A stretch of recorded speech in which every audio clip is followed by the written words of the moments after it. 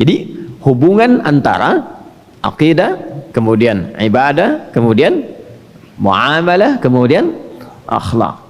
Dan menariknya, ketika akhlak itu diterapkan dalam kehidupan, itu selalu terjaga keseimbangan antara hubungan kita dengan Allah akidah dan hubungan kita sosial dengan makhluk di muamalah. Kita sholat pakai akhlak, ya. Jangan dikira mendengar panggilan azan itu kan konfirmasi iman tuh. Quran surah ke-8 ayat kedua, innamal mu'minuna alladzina idza dzukirallahu wajilat qulubuhum. Sungguh ciri orang beriman itu akan dikonfirmasi jika disebutkan nama Allah, ada konfirmasi getaran dalam hatinya. Kapan kita mendengar nama Allah itu? Dikonfirmasi setiap pergantian waktu dalam sehari.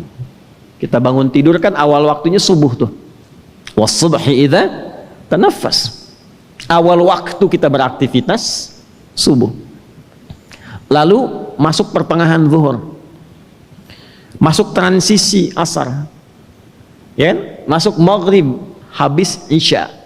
Setiap berganti waktu subuh ke isya diperdengarkan nama Allah di telinga setiap insan untuk mengkonfirmasi ini manusia punya iman gak?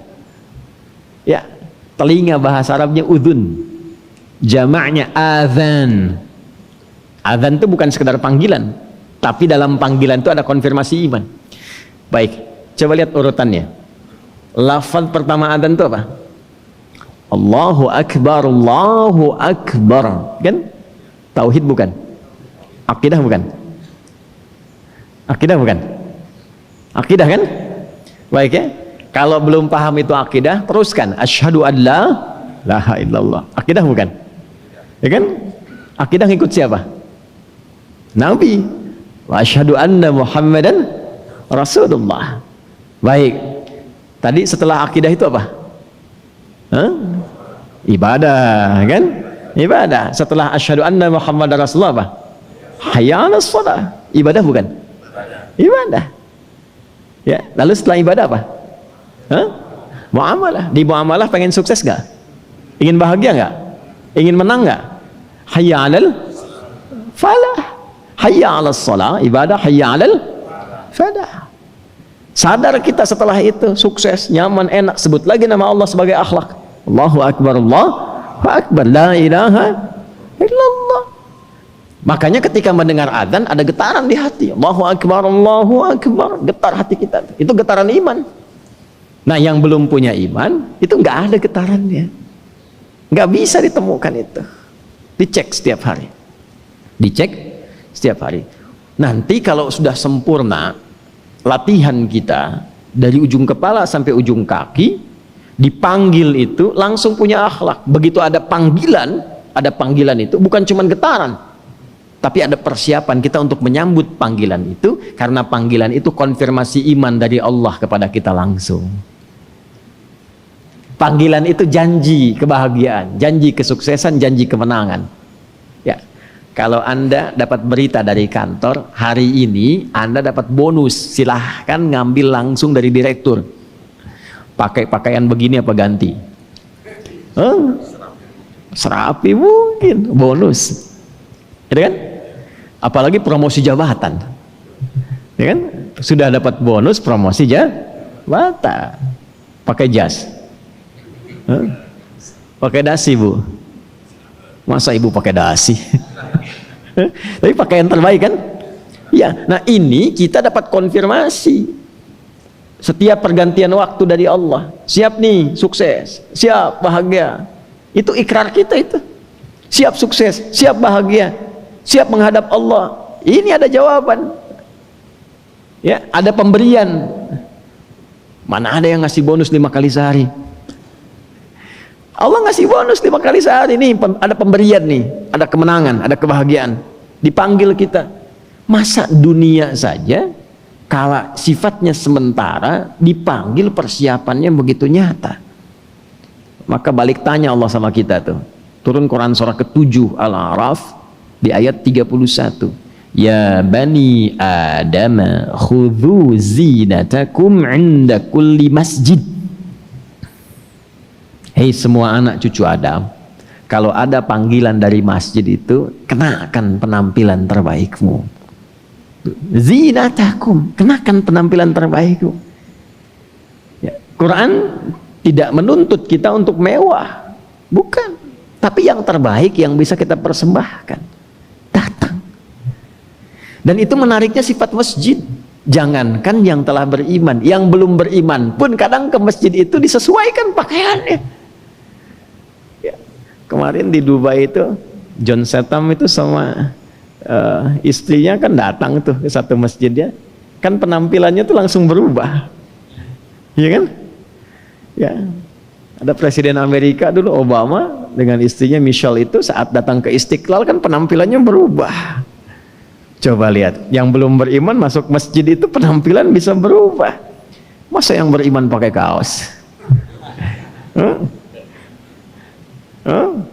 Salat subuh pakai kaos Batman, udah tahu banyak jebakan. Salah sih tidak, cuman yang 4 tadi nanti ada yang kurang. Aqidah, ibadah, muamalah, apa akhlaknya dalam ibadah itu? Akhlaknya ketika terkoneksi dengan Allah dipakai enggak itu? Ya, Bapak komunikasi dengan atasan, ya, lalu pola komunikasinya itu enggak nyaman untuk dilihat. Kira-kira misinya sukses tidak? Nah, kita ingin komunikasi dengan Allah, tapi penampilan tidak meyakinkan, sukses tidak? Syukurnya Allah masih punya sifat asy-syakur, maha menerima walaupun sedikit. Walaupun sedikit. Nah, ini penting untuk disampaikan karena sekarang ini stunting itu banyak. Orang hanya melihat stunting fisikal, fisiknya stunting memendek. Ternyata sekarang ada stunting spiritual. Sholatnya pendek, kilat cepat. Stunting intelektual, pikirannya pendek. Stunting moral, perilakunya pendek. Ya, tidak mulia. Catat tuh, belum ada sekarang penemuan stunting spiritual. Ya, jadi Anda bisa bayangkan nih, fisik dengan akal itu mana posisinya yang paling tinggi? Akal. Karena fisik tanpa akal ini nggak bisa ngapa-ngapain, rendah, berat, capek. Ya, bahkan hewan itu tanpa akal. Karena itu banyak dikerjai. Ya, monyet lagi aktif dikandangin, ya, singa sebuas-buasnya dikandangin tuh, karena nggak ada akal, kalah sama yang berakal. Burung terbang aja bisa ditangkap, pakai apa? Pakai akal. Ya, dan akal itu yang memudahkan pekerjaan fisik. Semakin kuat akalnya, semakin ringan fisiknya. Ilmu itu kalau semakin tinggi, kerjaannya jadi ringan, tapi pendapatan makin banyak. Ketika pendapat semakin baik, pendapatan semakin banyak. Kan gitu rumus intelektualnya kan? Nah, jadi kalau sekarang ada gerakan stunting itu mesti diperhatikan dan mesti diberikan solusinya pada aspek fisik, maka stunting intelektual itu harus lebih perhatiannya dibandingkan dengan fisik. Nah, ada yang lebih tinggi dari intelektual, namanya spiritual. Karena spiritual ini menghasilkan moral. Jadi kalau cuma pintar tapi moralnya rusak, maka kepintarannya pun tidak akan membawa maslahat. Ya, maaf nih. Orang yang rendah intelektual, ada yang menyebutnya dengan bodoh misalnya, dengan orang pintar. Tapi moralnya berbeda. Pilih mana? Orang yang bodoh tapi baik atau orang yang pintar tapi jahat? Sudah, jangan pilih yang ketiga dulu. Kita kan sedang memperbandingkan dua hal ini. Ya, walaupun tidak sampai apple to apple perbandingan ini, tapi dari aspek nilainya itu serupa. Aspek nilainya serupa. Ya, bagaimana kita bisa melihat sisi nilainya, Pak, Ibu? Orang bodoh tapi baik itu, kalaupun berbuat salah, salahnya muncul dengan kebodohannya. Jadi dampaknya, daya rusaknya itu nggak terlalu besar karena bodoh. Itu. Tapi kalau pintar dan dia jahat, itu merusaknya pasti berat. Karena pintar, kepintarannya digunakan untuk menipu. Ya, ada orang bodoh mau nyuri motor, tapi nggak tahu caranya. Karena nggak tahu, nggak jalan-jalan, dia paling dapat spionnya. Rusak habis. Itu ya. Tapi kalau orang pintar, sepersekian detik tak jalan itu. Semakin pintar, semakin banyak.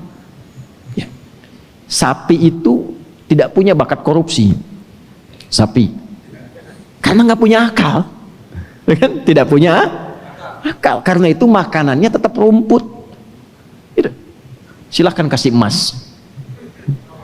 Sapi kasih emas 2 kilo, nggak akan dimakan.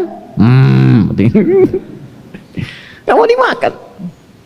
Manusia makin pintar, makanannya bisa berubah dari nasi jadi aspal.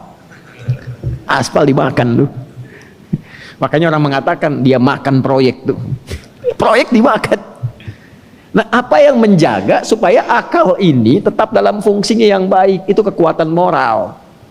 Nah, di sini ada perintah. Moral itu bisa lahir, karakter moral itu bisa terbentuk dengan baik kalau spiritualnya kuat. Perintahnya dari sini, bukan dari sini. Ini itu hanya mengkonstruksikan perintah gimana supaya cepat dieksekusi oleh fisik. Tapi perintahnya dari sini. Dari nafas. Innan nafsa la'ammaratum bis-su. Kalau nggak diolah, perintahnya jadi buruk. Semakin pintar akalnya dikonstruksikan oleh akal, semakin cepat dieksekusi. Jadi akal itu netral saja. Semakin ilmu banyak, semakin mudah mengkonstruksikan bagaimana yang dilakukan dengan cepat, bagaimana sistematis. Tapi perintahnya dari sini. Kalau dia baik, maka semua kebaikan itu akan cepat, tuntas dan sempurna dilakukan.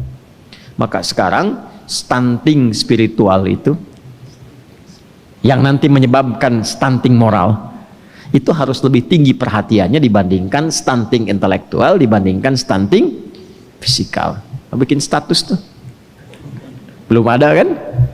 Iya. Jadi kalau gerakan stunting fisikal itu banyak dicegah sekarang, nah stunting moral itu harus lebih banyak.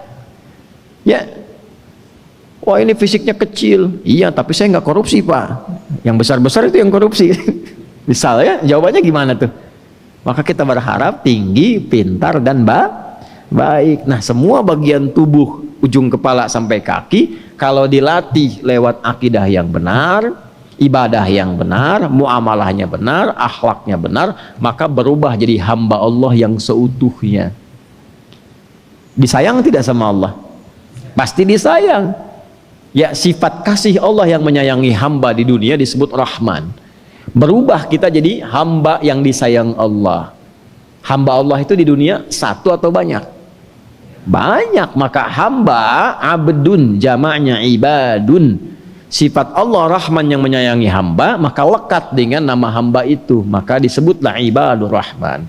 Kalau sudah jadi ibadur Rahman, itu ujung kepala sampai ujung kaki sempurna karakteristiknya. Itulah yang dimaksudkan dalam surah Al-Furqan, wa ibadur rahmanil ladzina yamshuna 'alal ardi hauna wa idza khatabahumul jahiluna qalu salama, dan seterusnya ayat sampai nanti ketemu Allah, sampai bersyukur. Itu hidup kita tuh itu aja.